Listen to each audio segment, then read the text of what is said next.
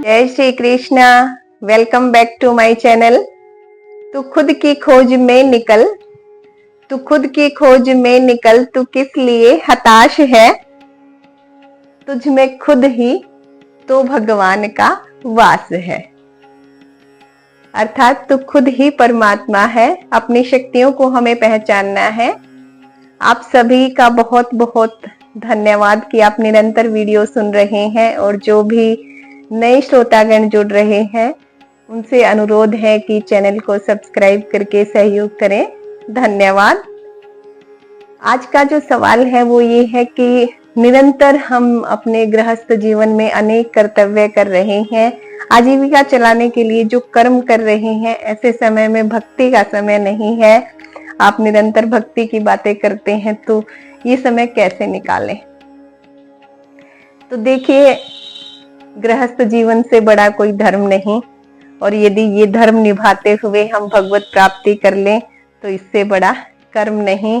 मनुष्य जीवन के सपने को साकार कर जाएंगे हम, यदि हम गृहस्थ जीवन के हर धर्म को निभाते हुए उस परमात्मा की भी प्राप्ति कर लें।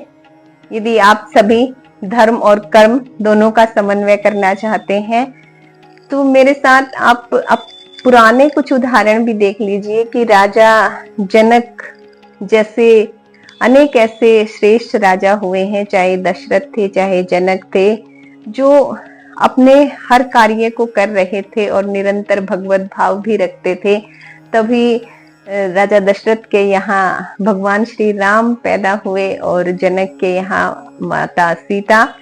और आज के समय में भी हम देखते हैं कि अनेक ऐसे श्रेष्ठ पदों पर आसीन लोग हैं जिनके सामने समाज की जिम्मेदारी है, फिर भी वो धर्म कर्म करते रहते हैं, भक्ति भाव के साथ, आस्था के साथ साधना में लगे हुए हैं। और यदि ये भी थोड़ा कठिन लगता है तो आप अपने जो भी नित्य कर्म करते हैं, अपने नित्य कर्म करते हुए यदि उस भगवान को स्मरण कर लेते हैं, उन्हें याद रखते हैं अपने हर कर्म में, तो भी आप इस गृहस्थ में या अपने कर्तव्य पथ को पूरा करते हुए उस परमात्मा को पा लेंगे।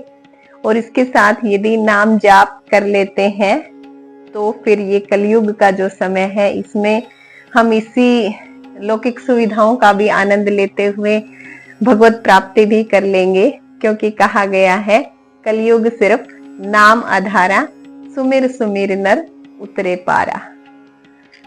जब हम देखते हैं कि प्राचीन समय में भी गोपियां अपना हर काम करती रहती थी, गाय का दूध दुहना और मटकी से जल लेकर आना, सभी जो काम थे वो खेत वगैरह में जाती थी, लेकिन कृष्णा या कान्हा को याद रखती थी अथवा भगवान का स्मरण करती रहती थी, उन्हीं के प्रेम गीत गाती रहती थी।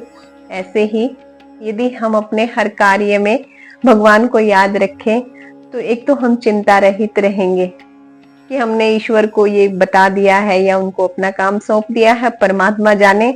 तो एक तो आप चिंता से बच जाएंगे, दूसरा आप चिंतन मनन कर रहे हैं और साथ में कर्तव्य कर रहे हैं तो आप भगवत प्राप्ति भी कर जाएंगे। क्योंकि ये जो संसार है ये मिथ्या ही है, बाकी आपके जो भी कर्म है वो सिर्फ आपको यहाँ का जीवन जीने के लिए है। मनुष्य जीवन को साकार सिर्फ आपका भगवत नाम ही करेगा। अध्यात्म में कुशलता होगी तभी आपका ये मनुष्य जीवन है ये सफल कहलाएगा। जैसे एक बार राजा जो जनक थे, उन्होंने स्वप्न में देखा कि वो स्वप्न में बहुत ज्यादा दीन और गरीब है, और उन्होंने थोड़ा सा कहीं से मांग के कुछ खाना प्राप्त किया है और वो उस दाल चावल प्राप्त किया था, उससे फिर वो खिचड़ी बनाते हैं।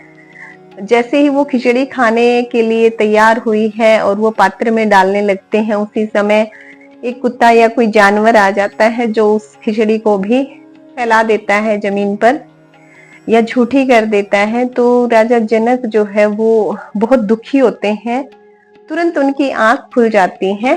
तब वो देखते हैं कि वो तो राजा के आसन पर बैठे हैं, सुरक्षित है, पर उनके मन में एक गहन सवाल आ गया कि जो उन्होंने रात को स्वप्न में देखा वो सत्य है या फिर वो जो जी रहे हैं ये सत्य है।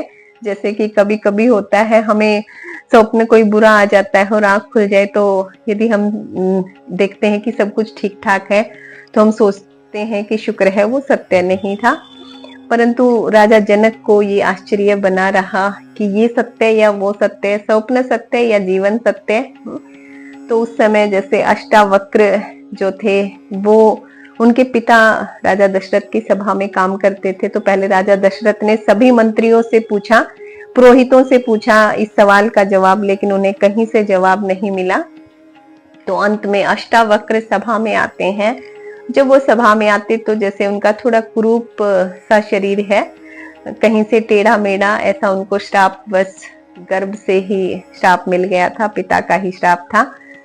तो इस समय जब वो अनेक टेढ़ी मेढ़ी, उनका शारीरिक जो अंग है वो बहुत सुंदर नहीं है, थोड़ी कुरूपता है, तब वो सभा में आते हैं और पूछते हैं कि क्या सवाल है।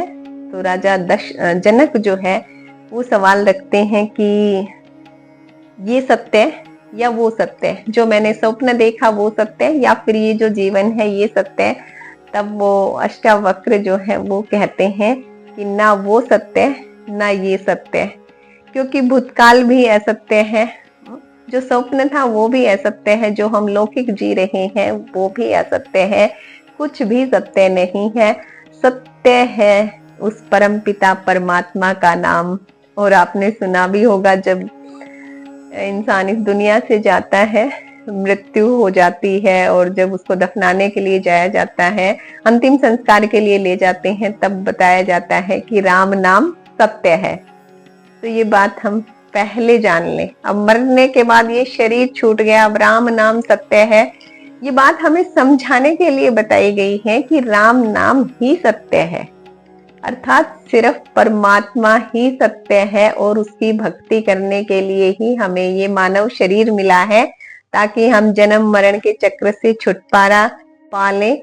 बार बार ये जो पुनरपि जननम पुनरपि मरणम, और ये जो दुख कष्ट झेलते रहते हैं, अनेक योनियों से में भटकते हैं, इन सब से छुटकारा पा लें इस मनुष्य जीवन में। परंतु जब मरणासन यानी अंतिम संस्कार पर ये कहा जाता है राम नाम सत्य है, और वहां से लौटते ही हम भूल जाते हैं कि राम नाम ही सत्य है। तो आप सभी से विनती है, याद रखें राम नाम सत्य है, अर्थात परमात्मा ही सत्य है। हमें भगवत प्राप्ति करनी है, इसी जीवन को आनंदमय जीते हुए, हर कर्तव्य को पूर्ण करते हुए उस परमात्मा को भी प्राप्त करना है। वो हम सभी कर्तव्य करते हुए प्राप्त कर सकते हैं। आप सभी ने इतना सुना, उसके लिए बहुत बहुत धन्यवाद। जय श्री कृष्णा।